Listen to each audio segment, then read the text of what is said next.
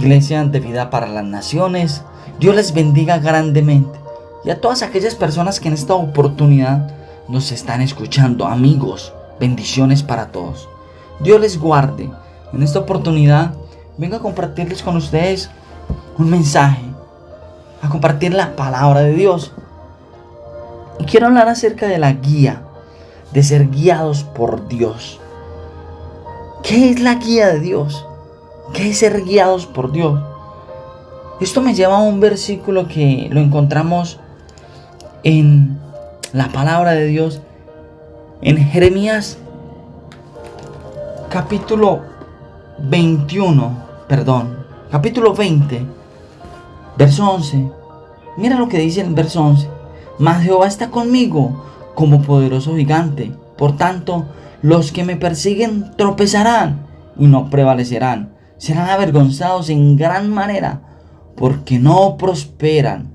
Tendrán perpetua confusión, que jamás será olvidada. Ahí le leí una versión que es la Reina Valera, pero hay una versión muy hermosa y quiero leerla con ustedes, que es Nueva Traducción Viviente. Mira lo que dice en esta Nueva Traducción Viviente. No obstante, el Señor está a mi lado, como un gigante guerrero. Ante Él mis perseguidores caerán. No pueden derrotarme. Fracasarán y serán totalmente humillados. Nunca se olvidará su derrota. Aquí podemos ver cuando nosotros somos guiados por Dios, cuando nos dejamos guiar, cuando nos dejamos direccionar por Dios. ¿Cuál es esa respuesta? ¿Quién es el que está con nosotros?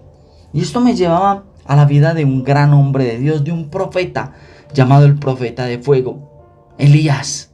Yo sé que muchos recordamos a Elías por haber hecho descender fuego del cielo, por haber orado y haber descendido fuego del cielo, por haber orado y haber sido escuchado por Dios. Recordamos a ese gran profeta de Dios, de cómo era de una u otra manera guiado por Dios, de cómo de una u otra manera era guiado por Dios a través de su Espíritu Santo. Pero claro, vemos también a un profeta que en su momento se dejó atribular, en su momento perdió la dirección de Dios. Y si podemos analizar y leemos en Primera de Reyes capítulo 18, vemos todo el capítulo 18 de cómo este hombre estaba siendo usado por Dios, de cómo este hombre era usado en gran manera por Dios, de cómo él hablaba de esa restauración, de restaurar el altar, de que él llegó y restauró el altar que estaba destruido y de cómo hizo descender fuego del cielo. Habla y menciona absolutamente todas estas situaciones que vivió Elías en ese momento como profeta de fuego.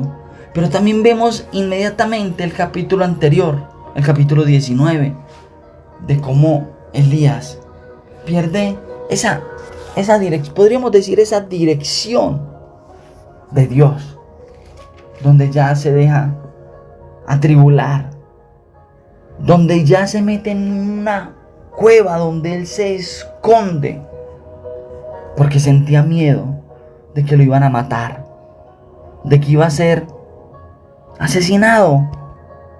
Pero ¿qué pasó con Elías? ¿Por qué pasa de un momento de ser guiado, dirigido por Dios, a un momento de opresión, a un momento donde se sentía tan perseguido? ¿Qué pasó con Elías? ¿Dónde estuvo ese rompimiento, esa fractura? Podemos leer en Primera Reyes capítulo 19, el verso 3. Mira lo que dice el verso 3 del capítulo 19 de Reyes, de Primera de Reyes. Viendo pues el peligro, se levantó y se fue para salvar su vida, y vino a Berseba, que estaba en Judá, y dejó allí a su criado, y él se fue por el desierto un día de camino, y vino y se sentó debajo de un enebro, y deseando morirse dijo: basta ya, oh Jehová, quítame la vida, pues no soy yo mejor que mis padres. Vemos a un Elías. Vemos a un Elías que estuvo más pendiente del peligro que hubo en su momento, después de las grandes hazañas que hizo, donde empezó a dejar la guía de Dios, donde empezó más a preocuparse por las amenazas, a preocuparse por las situaciones que habían en su entorno, en su momento, y le prestó más atención a todo esto. Y ahí fue donde la guía, esa guía que estaba teniendo de Dios, empezó a sentir que no la tenía. Mira, haciendo un paréntesis aquí, esta semana tuve oportunidad, en medio de mis labores cotidianas, me encontré con alguien que hacía más de 5 o 6 años no veía. Y esta persona, lo primero que me dijo es: estoy pasando por gran dificultad. Estoy pasando por un proceso de separación, de divorcio. Y donde me decía: no quiero volver a saber nada de Dios, no quiero nada con Dios, porque Dios no guardó mi hogar, no guardó mi casa, porque estoy en medio de este problema. Y yo a esta persona le decía: mira, debiste haber aprendido que debemos de poner los ojos en Jesús. Debemos de poner los ojos en el Señor, de dejarnos guiar por Él. La palabra de Dios dice: puesto los ojos en Jesús. Él es el autor y el consumador de la fe. Quizás tenía los ojos puestos en esta persona, en tu pareja. Quizás lo tenías puesto en un altar. Quizás tú no estabas buscando de Dios como debía de buscar, o estás siendo preparada para algo. Esto era lo que yo alcanzaba a decirle a esta persona, y esta persona lo único que decía era que estaba cargada con Dios por la situación que estaba viviendo. Era una persona que buscaba de Dios fuertemente. Era una persona que en su momento vivió cosas hermosas en Dios, pero llegó esta situación y devastó a esta persona. No entiendo por qué personas de esta clase nos estamos dejando cargar.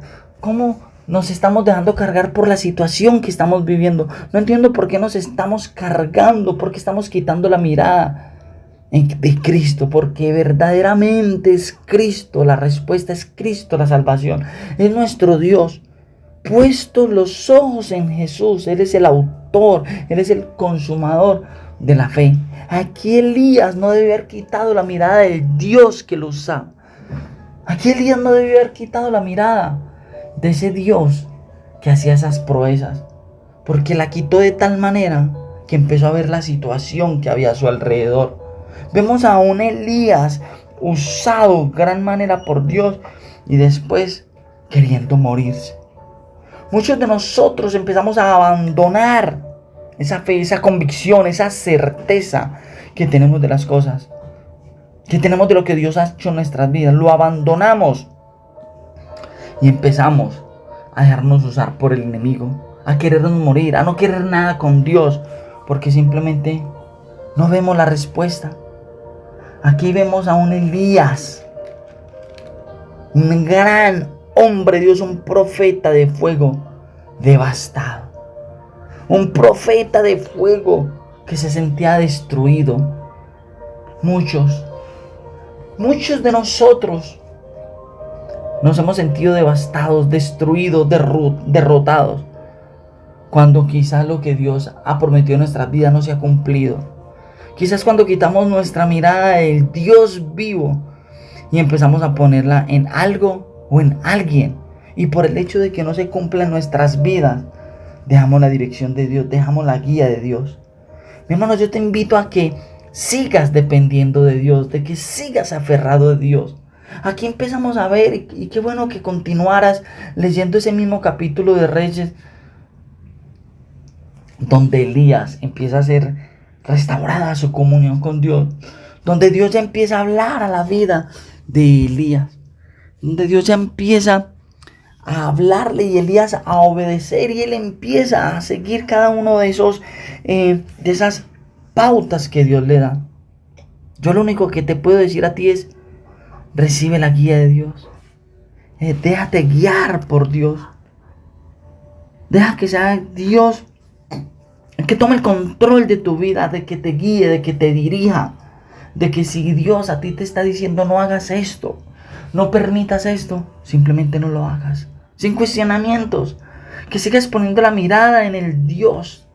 Que sigas poniendo la mirada en Cristo Jesús, que es el único que nos da esa vida eterna. Mi hermano, mi amigo, en esta oportunidad, déjate guiar por Dios.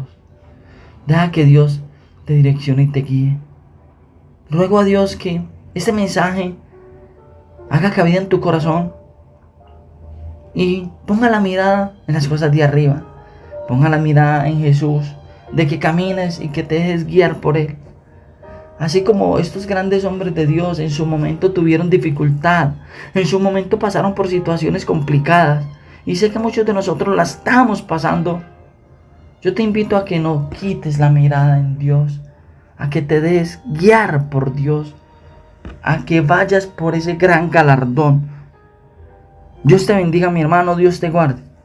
Hasta una nueva oportunidad. Bendiciones.